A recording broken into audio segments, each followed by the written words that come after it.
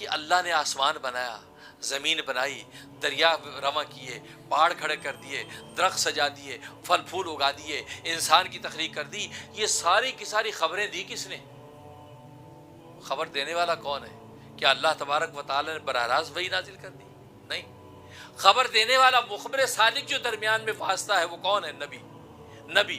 تو وقت کا نبی آ کر یہ خبر دیتا امتوں کو، کہہ رہے تم پتہ ہے تمہیں پیدا کس نے کیا؟ اللہ نے پیدا کیا. تمہارے باپ دادوں کو پیدا کس نے کیا؟ اللہ نے پیدا کیا. یہ زمین و آسمان کا خالق کون ہے؟ اللہ اس کا خالق ہے.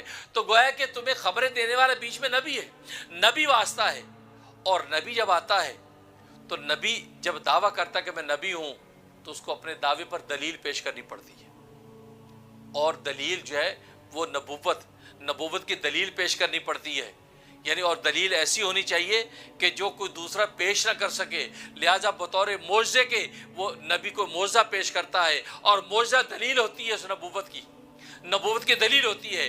اب نبی کریم صلی اللہ علیہ وسلم یہ آخری نبی ہیں. یہ جب دعویٰ نبوت کر رہے ہیں کہ میں نبی ہوں، آسمانوں کا خالق اللہ ہے، زمین کا مالک اللہ ہے، تمہارا خالق اللہ ہے، پہاڑوں اور صحراؤں کا مالک اللہ ہے، تو جب یہ خبر دی تو اللہ کہ نبی کی جو سٹیٹس ہے یہ قابل سوال ہو گیا کہ اچھا آپ اللہ کے نبی ہیں تو ہمیں پہلے کوئی دلیل پیش کیجئے، معجزہ پیش کیجئے. تو اللہ تبارک و تعالیٰ نے نبی کو ایک ایسا معجزہ دیا کہ جو معجزہ کسی اور سے ظاہر ہو نہیں سکتا، کیونکہ معجزہ کہتے اسی کو ہیں کہ جو عاجز کر دینے والا ہو، وہ کسی اور سے صادر ہو ہی نہیں سکتا. تو نبی کریم صلی اللہ علیہ وسلم نے اللہ کا کلام پیش کیا کہ یہ اللہ کا کلام ہے. یہ دلیل ہے اس بات کی کہ میں اللہ کا نبی ہوں اور میرے ذریعے سے اللہ اپنا کلام تم تک پہنچا رہے ہیں.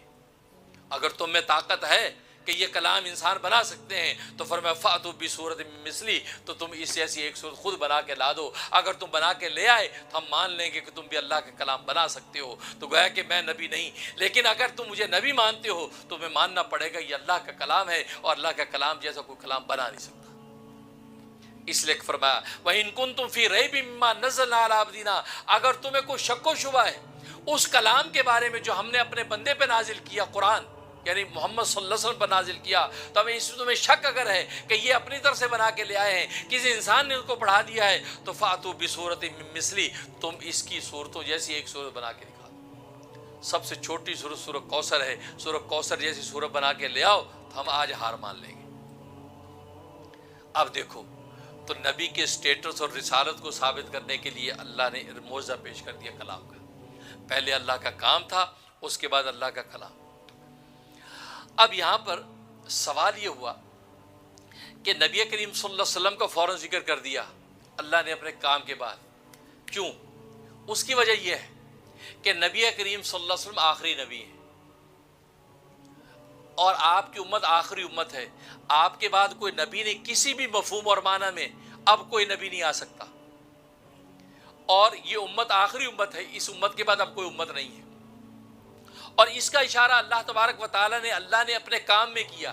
آپ غور کریں، فرمایا کہ یا ایھا الناس اعبدوا ربکم، اے لوگو تم عبادت کرو اپنے رب کی، الذی خلقکم، جس نے تمہیں پیدا کیا، والذین من قبلکم، اور جس نے تم سے پہلوں کو پیدا کیا، لعلکم تتقون، تاکہ تم تقوی والے بن جاؤ. تو یہاں یوں کیوں نہیں کہا من بعدکم، تمہارے بعد والوں کو بھی وہی پیدا کرے گا؟ کیوں نہیں کہا؟ یہ سوال سمجھا؟ من قبلکم، کیا پہلوں کو بھی پیدا کیا، تمہیں بھی پیدا کیا، اب تمہارے بعد جو آنے والے اس کو بھی تو اللہ ہی پیدا کرے گا. تو من بعدکم کا لفظ کیوں نہیں کہا؟ یہ اس لیے نہیں کہا، اس میں ختم نبوت کا اشارہ کر دیا کہ امت محمدیہ تم آخری امت ہو، تمہارے بعد اب کوئی امت آنی نہیں ہے، تو میں پیدا کس کو کروں گا؟ تم آخری امت ہو. اللہ اکبر، اللہ اکبر. اس لیے من بعدکم نہیں کہا، اس لیے کہ محمد تو آخری نبی ہے. لا نبی بعدی ولا امت بعد امتی، جیسے نبی نے خود کہا میرے بعد کوئی نبی نہیں ہے اور میری امت کے بعد کوئی امت نہیں ہے. اس لیے من بعدکم نہیں کہا کہ تمہارے بعد والوں کو بھی اللہ پیدا کرے گا. اس لیے کہ اگر کہہ دیتے اس کا مطلب ہے کہ ختم نبوت ابھی ختم نہیں ہوا، ابھی نبوت جاری ہے، کوئی اور امت آنی ہے، کوئی اور نبی آنا ہے. لیکن من بعدکم نہ کہہ کے اشارہ کر دیا کہ نبی آخری نبی ہے اور اس کی امت آخری امت ہے، اس کے بعد اب کوئی امت آنے والی نہیں. اس لیے فرمایا، اس لیے یہ اشارہ کر دیا تھا. جب یہ اشارہ کر دیا تو ظاہر ہے کہ نبی پاک صلی اللہ علیہ وسلم ہی کی نبوت کا فوراً ذکر کرنا ضروری تھا. اسے نبی پاک صلی اللہ علیہ وسلم کے سٹیٹس کو ذکر کر کے اور قرآن کریم کا معجزہ پیش کر دیا کہ قرآن کریم جو ہے اللہ تبارک و تعالیٰ کے معجزہ ہے. اب اس میں یہاں فرمایا وَإِن كُنتُمْ فِي رَيْبٍ مِّمَّا، اگر تم شک و شبہ میں ہو اس قرآن کے بارے میں، ریب، اور جبکہ شروع میں فرمایا تھا الف لام میم ذالک الکتاب لا ریب فیہ، اس میں کوئی ریب نہیں ہے، یہاں فرمایا کہ تم ریب میں ہو، یہ کیا بات ہے؟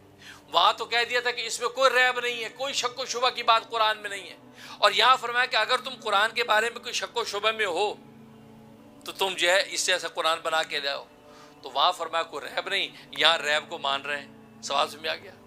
اس کا جواب اصل میں یہ ہے، اس کا جواب یہ کہ وہاں جو فرمایا تھا اس میں کوئی ریب نہیں ہے، قرآن کریم کے اندر تو کوئی شک و شبہ کی بات نہیں ہے، لیکن فرمایا تمہارے دماغوں کے اندر اگر کوئی شک و شبہ کی بات ہے وَإِن كُنتُمْ فِي رَيْبٍ، تمہارے اندر کوئی شک و شبہ کی اگر کوئی بات ہے تو پھر تم اس کا علاج یہ ہے کہ تم قرآن جیسی سورت بنا کے لے آؤ، آج ہم ہار مان لیں گے۔ اس لیے یہاں فرمایا وَإِن كُنتُمْ فِي رَيْبٍ، اگر تم شک و شبہ میں ہو، قرآن میں تو کوئی شک و شبہ نہیں ہے لیکن تمہارے دماغوں میں اگر شک و شبہ ہے تو پھر تم قرآن جیسا قرآن لے کے آ جاؤ، اور نہ صرف تم بلکہ وَادْعُوا شُهَدَاءَكُم مِّن دُونِ اللَّهِ، اس لیے کہ ہو سکتا ہے کہ جی ہم تو نہیں بنا سکتے لیکن اگر اجازت دیں ہم ذرا ایک ٹیم بنا لیں، ہم بہت سے لوگ اکٹھے ہو کے پھر بنائیں گے۔ فرمایا وَادْعُوا شُهَدَاءَكُم مِّن دُونِ اللَّهِ، اللہ کو چھوڑ کے باقی جس کو بلانا بلا لو، یہ نہیں کہ اللہ کو بھی بلا لیا، اب اللہ کو بلا تو اللہ تو بنا دے گا، کیونکہ اللہ کو بھی تو اللہ مانتے ہیں، اپنا خدا مانتے ہیں، اللہ کے علاوہ جت کو بھی خدا مانتے ہو 360 سارے بلا لو، جنات بلا لو، انس بلا لو،